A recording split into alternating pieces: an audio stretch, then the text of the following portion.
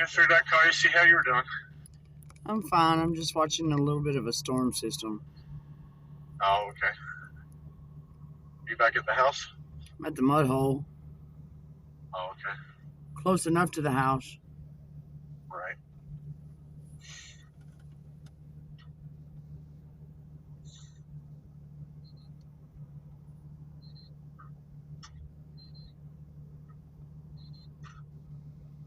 Anyway, All right. Well,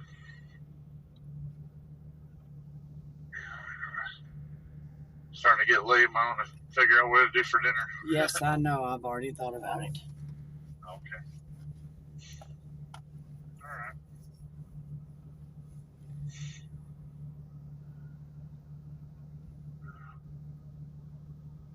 All right, baby. I love you. I love you too. Drive safe. I will. Are you going to call me in a little bit? Yeah, I'll call you in a little bit. You going to remember? Yes, I'll remember. All right. All right, I'll talk to you in a little bit. All right, man. All right, bye. Wearily around, he reached out.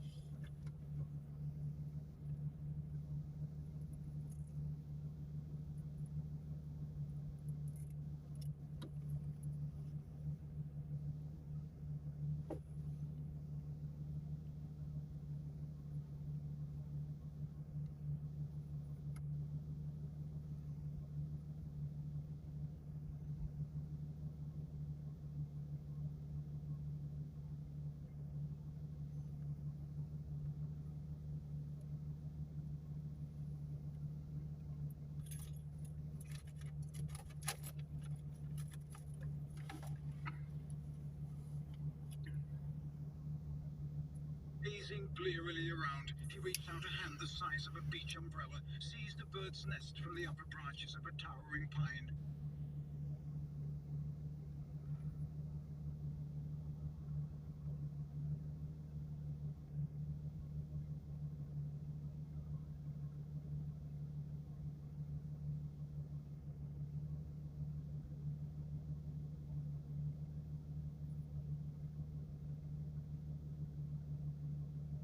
Tired of ads interrupting your gripping investigations?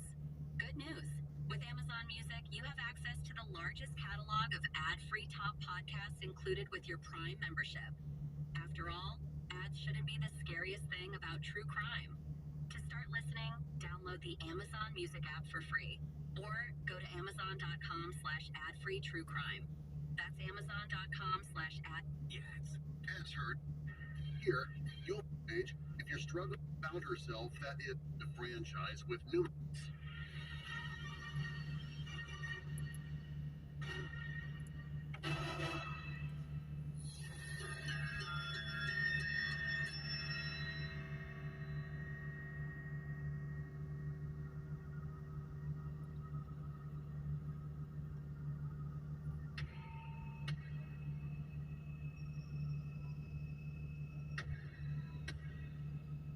Mysterious phone calls from the dead make for excellent horror movie plots, but this eerie phenomenon also happens in real life.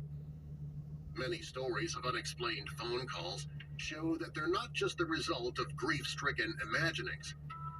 Although people try to explain these odd occurrences by blaming malfunctioning cell phone technology, reports of phantom phone calls go back to at least 1967.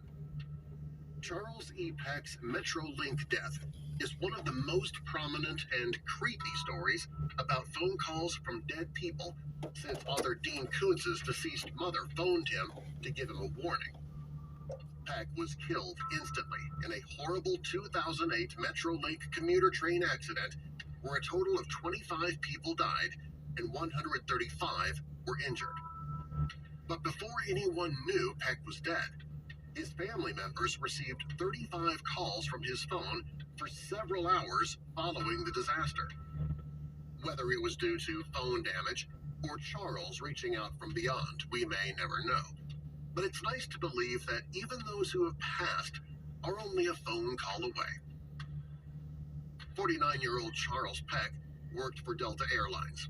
He was considering leaving his job in Salt Lake City International Airport for a job at Van Nuys Airport in Los Angeles to be closer to his fiancée, Andrea Katz, and had an interview there. Although the couple was ready to get married, the fact that they didn't live in the same state was an issue. Then, a disaster occurred. Katz was on her way to pick him up from the train station when she heard the news of the accident on the radio. Peck had 3 children from a previous marriage, one of whom was on his afterlife phone call list. Andrea Katz heard about the crash on the radio as she was driving to pick up Peck from the train station and was relieved when she received a call from his phone. Other friends and family members of Katz were in the same position. After the crash, Peck's phone placed calls to his son, sister, brother, and stepmother. In all, about 35 calls were made during the 11 hours that followed the accident.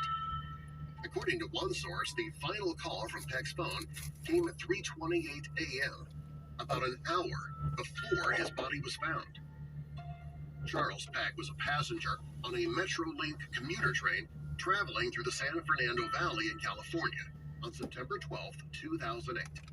It collided headfirst with a Union Pacific freight train at 83 miles per hour when the conductor failed to stop at a red light.